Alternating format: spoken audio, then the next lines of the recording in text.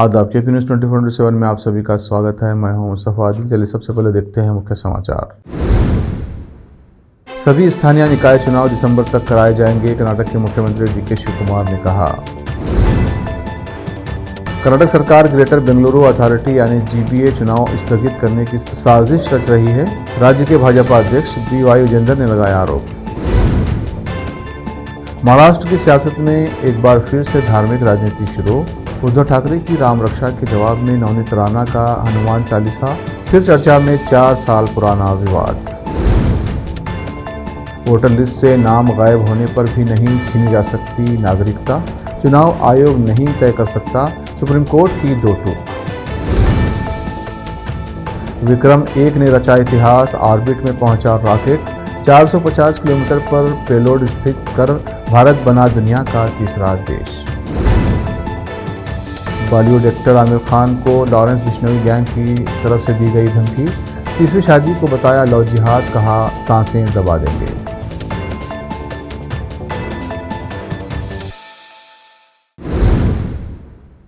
अब समाचार विस्तार से। कर्नाटक के मुख्यमंत्री डीके शिवकुमार ने शुक्रवार को ग्रेटर बेंगलुरु अथॉरिटी यानी जीबीए चुनाव पर सुप्रीम कोर्ट के आदेश का स्वागत किया और कहा कि राज्य सरकार दिसंबर तक जीबीए, तालुका, जिला और ग्राम पंचायत चुनाव सहित सभी स्थानीय निकाय चुनाव कराएगी।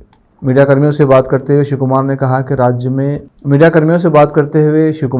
कि राज्य ने मतदाता सूचियों के चल रहे विशेष गहन संशोधन यानी SIR के कारण जीबीए चुनाव को स्थगित करने के लिए पहले सर्वोच्च न्यायालय से अनुरोध किया था।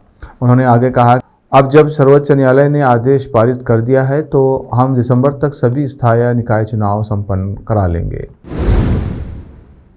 कर्नाटक राज्य के भाजपा अध्यक्ष BY विजेंदर ने शुक्रवार को कांग्रेस के नेतृत्व वाली सरकार पर ग्रेटर बेंगलुरु अथॉरिटी यानी जीबीए चुनाव स्थगित करने की साजिश रचने का आरोप लगाया। पत्रकारों से बात करते हुए उन्होंने कहा कि जब से कांग्रेस सत्ता में आई है 2023 में यही मुख्यमंत्री डीके शिवकुमार बेंगलुरु के विकास मंत्री थे।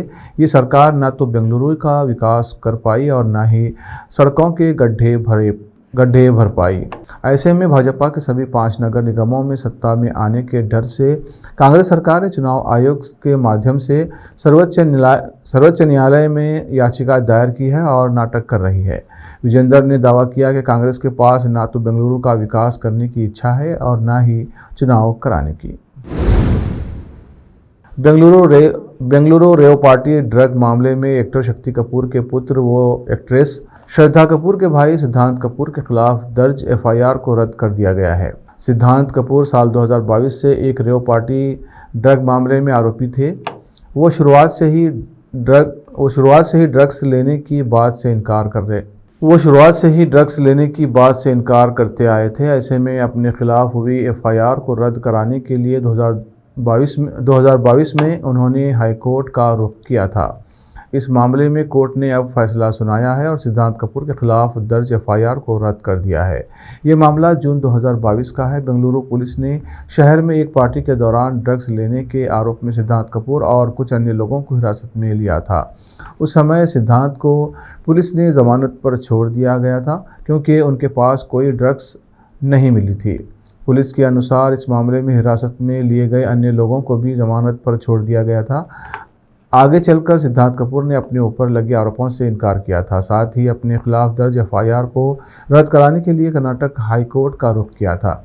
अपने पिता शक्ति कपूर और बहन श्रद्धा कपूर की तरह ही सिद्धांत कपूर भी अभिनय करते हैं। वो शूट आउट एट वडाला, अगली, जज्बा, हसीना पारकर और पलटन जैसी फिल्मों में नजर आए हैं।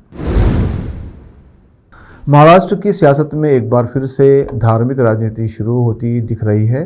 शिवसेना UBT प्रमुख उद्धव ठाकरे और भाजपा नेता व पूर्व सांसद नवनीत राणा के बीच पुराना हनुमान चालीसा विवाद फिर से नए रूप में सामने आ गया है, क्योंकि एक तरफ 18 जुलाई से उद्धव ठाकरे नागपुर में राम रक्षा स्तोत्र का पाठ कर राम मंदिर चढ़ावा चोरी के मुद्दे पर भाजपा और सत्ता पक्ष को घेरने की तैयारी में है। वहीं दूसरी तरफ पूर्व सांसद नवनीत राणा ने उद्धव ठाकरे के विरोध में अमरावती में हनुमान चालीसा का पाठ शुरू करने का ऐलान करते हुए ठाकरे गुट के खिलाफ मोर्चा खोल दिया है। महाराष्ट्र के पूर्व सीएम और शिवसेना यूबीटी के प्रमुख उद्धव ठाकरे शनिवार को नागपुर में राम मंदिर चढ़ावा चोरी के मुद्दे को लेकर अपने कार्यकर्ताओं और समर्थकों के साथ राम रक्षा स्तोत्र का पाठ और महाआरती का आयोजन करेंगे। नागपुर महाराष्ट्र के सीएम देवेंद्र फडणवीस का गृह क्षेत्र है। ऐसे में यहाँ सियासी पारा गरमा गया है। उद्धव ठाकरे इस मुद्दे के जरिए सत्ताधारी महायुति गठबंधन को घेरने की रणनीति पर काम कर रहे हैं। उन्होंने अपनी पार्टी के सभी कार्यकर्ताओं से राम रक्षा स्तोत्र का पाठ करके विरोध जताने की बात कही है। अब वक्त एक ब्रेक का, ब्रेक के बाद जल्द लौटते हैं।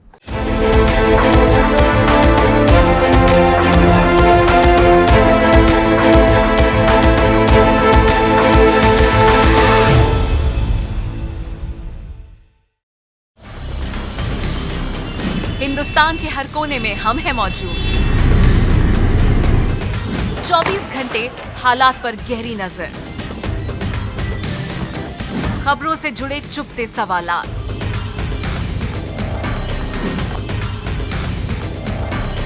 और आपको दिखाता है धार्मिक, सामाजिक, राजनीतिक,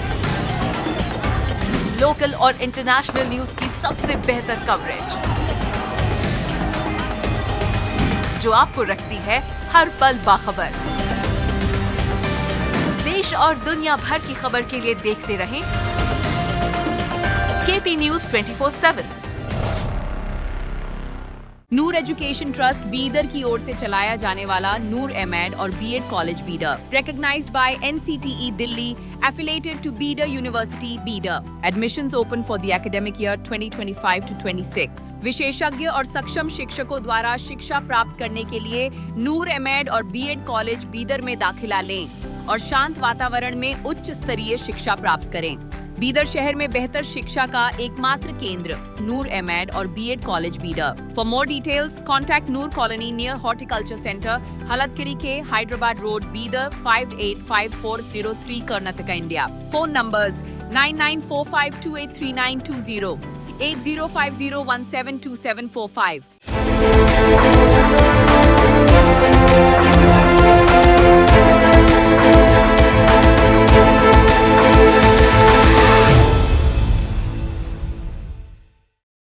ब्रेक के बाद फिर एक बार आपका स्वागत है। देखते हैं नए समाचार। देश की सर्वोच्च अदालत सुप्रीम कोर्ट ने नागरिकता और वोटर लिस्ट को लेकर एक बेहद ऐतिहासिक और दूरगामी फैसला सुनाया है। सुप्रीम कोर्ट ने दो टूक शब्दों में स्पष्ट कर दिया है कि भारत का चुनाव आयोग ये तय करने वाली कोई संवैधानिक अथॉरिटी नहीं है कि कौन सा व्यक्ति देश का नागरिक है और कौन नहीं। अदालत ने साफ किया कि स्पेशल इंटेंसिव रिवीजन यानी SIR प्रक्रिया के तहत अगर किसी व्यक्ति का नाम वोटर लिस्ट से हटा दिया जाता है तो इसका मतलब ये बिल्कुल नहीं है कि उसकी भारतीय नागरिकता खत्म हो गई है। Chief justice Suryakant, justice Joymalya Bagchi और जस्टिस V मोहन की 3 जजों की विशेष बेंच ने पश्चिम बंगाल में चल रही वोटर लिस्ट संशोधन यानी SIR प्रक्रिया से जुड़ी एक याचिका पर सुनवाई करते हुए ये अहम टिप्पणी की है। बेंच ने कहा कि चुनाव आयोग के पास इलेक्टोरल रोल वोटर लिस्ट पर नियंत्रण और सुपरिटेंडेंट्स का पूरा अधिकार है। वो किसी तकनीकी वजह से किसी का नाम शामिल ना करने या हटाने का फैसला ले सकता है, लेकिन कानून के तहत नागरिकता तय करने के लिए वो सक्षम अथॉरिटी नहीं है। दोनों मामले में बहुत बड़ा अंतर है। देश विदेश और स्थानीय समाचारों के लिए चैनल को लाइक, शेयर और सब्सक्राइब कीजिए। भारतीय अंतरिक्ष विज्ञान के इतिहास में आज एक नया स्वर्णिम अध्याय जुड़ गया है। हैदराबाद की प्राइवेट स्पेस कंपनी रुकाईरूट एरोस्पेस का पूरी तरह से भारत में बना प्राइवेट ऑर्बिट रॉकेट विक्रम-1 श्रीहरिकोटा के सतीश धवन अंतरिक्ष केंद्र से सफलतापूर्वक लॉन्च हो चुका है। जैसे ही रॉकेट ने आग के गोलों के साथ आसमान की ओर रुख किया, पूरा लॉन्च पैड तालियों की गड़गड़ाहट से गूंज उठा। इसके साथ ही भारत ने अंतरिक्ष की दुनिया में अपनी पहली प्राइवेट कमर्शियल छलांग लगा दी है। विक्रम-1 ने अपने टारगेट तक पहुंचकर बड़ी कामयाबी हासिल की है। भारत ऐसा करने वाला दुनिया का तीसरा देश बन गया है। भारत का पहला प्राइवेट रॉकेट विक्रम-1 आंध्र प्रदेश के श्रीहरिकोटा से लॉन्च हो गया है। 12:05 पर विक्रम-1 ने अंतरिक्ष में उड़ान भरी है और ये अपनी कक्षा में स्थापित हो गया है। इस उपलब्धि पर प्रधानमंत्री नरेंद्र मोदी ने भी स्काईरूट एरोस्पेस कंपनी को फोन पर बधाई दी है। खास बात यह है कि ये रॉकेट पहले ही प्रयास में कामयाब रहा। प्रधानमंत्री मोदी ने यह भी बताया कि उन्होंने वंदे मातरम का मैसेज क्यों भेजा था, जो रॉकेट के साथ अंतरिक्ष में स्थापित हो गया है। तेलंगाना राज्य में बारिश देर से होने की वजह से किसानों और आम लोगों को मुश्किलों का सामना करना पड़ रहा है। इसलिए संगारेड्डी जिले के जहराबाद में स्थित ईदगाह में आज शनिवार 18 जुलाई को बारिश के लिए नमाज इस्तिस्का पढ़ी गई और बारिश के लिए खास दुआएं की गई। जमीयतुल उलमा जहराबाद और ईदगाह कमेटी की लीडरशिप में स्थानीय ईदगाह ग्राउंड में सलातुल इस्तिस्का यानी नमाज इस्तिस्का अदा की गई। सभी ने अल्लाह से पूरे राज्य में अच्छी बारिश, किसानों के लिए अच्छी फसल, तालाबों के भरे रहने और सूखे जैसे हालात से राहत की दुआ की। धार्मिक जानकारों ने भी लोगों से अल्लाह को बार बार याद करने, तौबा करने यानी माफ़ी मांगने और सच्चे दिल से दुआ करने की अपील की। नमाज के ऑर्गेनाइजर ने बताया कि ये ख़ास नमाज रविवार सोमवार को भी होगी। जहराबाद से मोहम्मद नेमतुल्लाह की रिपोर्ट। देश विदेश और स्थानीय समाचारों के लिए चैनल को लाइक, शेयर और सब्सक्राइब कीजिए। कांग्रेस के वरिष्ठ नेता और तिरुवनंतपुरम से सांसद शशि थरूर एक बड़े हादसे का शिकार होते होते बचे। केरलम के एक प्राइवेट होटल में शशि थरूर और उनके साथ ही मौजूद कुछ लोग कई मिनटों तक लिफ्ट में फंसे रहे। ये वाकया उस समय का है जब कांग्रेस सांसद तिरुवनंतपुरम में त्रिवेंद्रम ईस्ट के रोटरी क्लब के एक इंस्टॉलेशन सेरेमनी में बतौर मुख्य अतिथि शामिल होने पहुंचे थे। जैसे ही वे कार्यक्रम स्थल की ओर बढ़ रहे थे, तकनीकी खराबी के चलते होटल की लिफ्ट बीच में ही जाम हो गई। लिफ्ट फंसने के बाद तुरंत होटल स्टाफ और लिफ्ट मैकेनिक को बुलाया गया। हालांकि काफ़ी मशक्क़त के बाद भी जब मैकेनिक लिफ्ट का दरवाज़ा खोलने में नाकाम रहे तो खुद शशि थरूर और उनकी टीम ने सूझबूझ दिखाते हुए तुरंत फायर एंड रेस्क्यू सर्विसेज को फ़ोन मिलाया। तिरुवनंतपुरम फायर स्टेशन के अधिकारियों के मुताबिक शाम 7:37 पर उन्हें होटल की लिफ्ट में सांसद के फंसे होने की इमरजेंसी कॉल मिली थी। सूचना मिलते ही फायर ब्रिगेड की एक स्पेशल रेस्क्यू टीम तुरंत मौके पर रवाना हुई।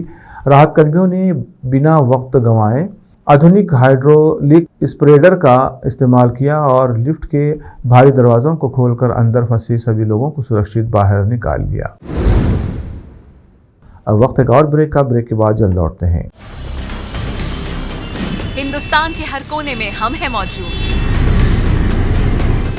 24 घंटे हालात पर गहरी नजर, खबरों से जुड़े चुपते सवालात,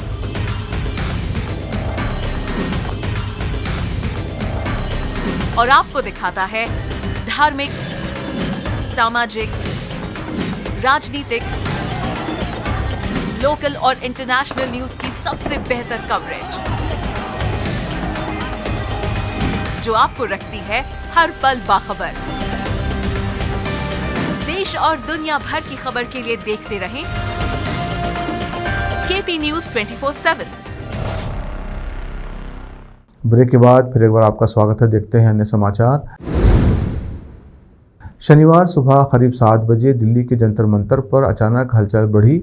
यहाँ सामाजिक कार्यकर्ता सोनम वांगचुक और कई छात्र बीते कई दिनों से प्रदर्शन कर रहे थे। अचानक जंतर मंतर पर पुलिस की भीड़ बढ़ी। वहां मौजूद प्रदर्शनकारी कुछ समझ पाते उससे पहले ही पुलिस के कई जवान, जिसमें कुछ सिविल ड्रेस में भी थे, मंच की ओर बढ़े। फिर सफ़ेद चादर से मंच को कवर किया गया। कुछ ही देर बाद पुलिस के जवान सोनम वांगचुक को लेकर मंच से नीचे उतरे। इस दौरान सोनम वांगचुक हाथ उठा अपने होने का महसूस करा रहे थे। कुछ देर के लिए अफरा तफरी की स्थिति हुई, लेकिन वहां जितने प्रदर्शनकारी मौजूद थे लगभग उतने ही या उससे अधिक पुलिस और रैपिड एक्शन फोर्स के जवान भी तैनात थे। 3 चरणों की फुल परफू प्लानिंग के तहत सोनम वांगचुक को जंतर मंतर से उठाकर सफदरगंज हॉस्पिटल पहुंचाया गया। अभी सोनम वांगचुक सफदरगंज हॉस्पिटल में भर्ती हैं, जहां शुरुआती जांच के बाद सामने आई हेल्थ बुलेटिन उनकी हालत स्थिर बताई गई है। हालांकि डॉक्टरों का कहना है कि वांगचुक की लगातार निगरानी जरूरी है। जंतर मंतर पर 20 दिनों से अनशन पर बैठे सामाजिक कार्यकर्ता सोनम वांगचुक को हाईकोर्ट के आदेश के बाद शनिवार सुबह दिल्ली पुलिस ने एक सुनियोजित ऑपरेशन के तहत वहां से हटा दिया है। हाल ही में तीसरी शादी करने वाले बॉलीवुड एक्टर आमिर खान को लॉरेंस बिश्नोई गैंग की ओर से धमकी दी गई है। सोशल मीडिया पर एक पोस्ट और ऑडियो क्लिप सामने आई है जिसे कथित तौर पर आरजू बिश्नोई और टाइसन बिश्नोई ने शेयर किया है, जो खुद को लॉरेंस बिश्नोई ग्रुप से जुड़ा बताते हैं। पोस्ट में इन लोगों ने कहा कि आमिर खान जैसे लोग हमारे देश में लव जिहाद को बढ़ावा दे रहे हैं, जो हमारी संस्कृति के खिलाफ है।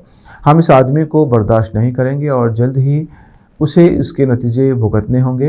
ये सनातन धर्म और देश के खिलाफ है। हालांकि सूत्रों का कहना है कि मुंबई पुलिस को अब तक आमिर खान या उनकी टीम से कोई शिकायत नहीं आई है। पुलिस को भी मीडिया से फेसबुक और वॉइस नोट के जरिए कथित धमकी की जानकारी मिली है, जिसे वे वेरीफाई कर रहे हैं। आमिर खान की ओर से शिकायत मिलने पर मामला दर्ज किया जा सकता है। काला हिरण शिकार केस को लेकर लॉरेंस बिश्नोई का सलमान खान के साथ लगातार विवाद चल रहा है। इस बीच अब बिश्नोई गैंग की ओर से पहली बार आमिर खान को धमकी दी गई है। जंतर मंतर पर आमरण अनशन कर रहे सोनम वांगचुक को दिल्ली पुलिस उठाकर अस्पताल ले गई है। उन्हें सफदरजंग अस्पताल में एडमिट कराया गया है। इस बीच काकरोच जनता पार्टी के नेता अभिजीत दिपके ने भूख हड़ताल शुरू कर दी है। उनका कहना है कि मेरा ये आमरण अनिश्चितकालीन है।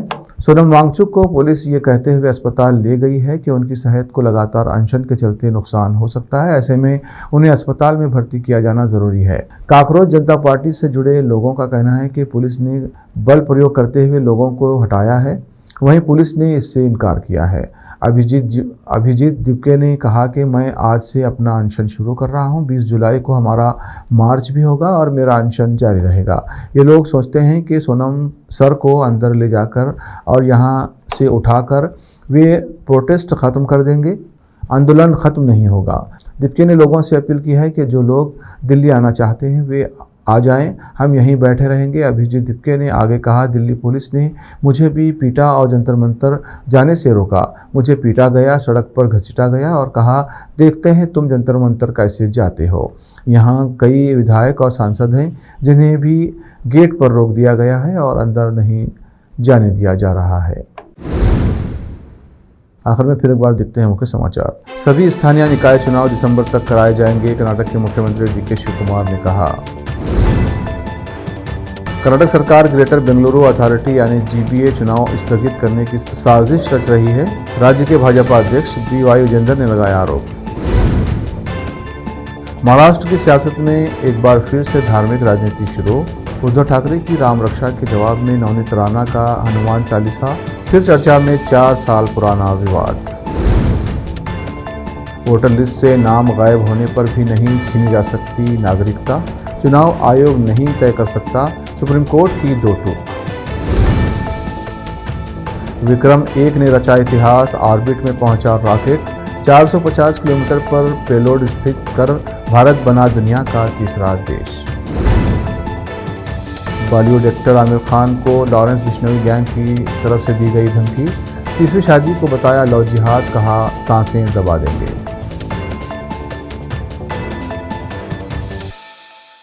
केपी न्यूज़ के इस बुलेटिन में इतना ही। देश विदेश और स्थानीय समाचारों के लिए चैनल को लाइक, शेयर और सब्सक्राइब जरूर कीजिए। धन्यवाद।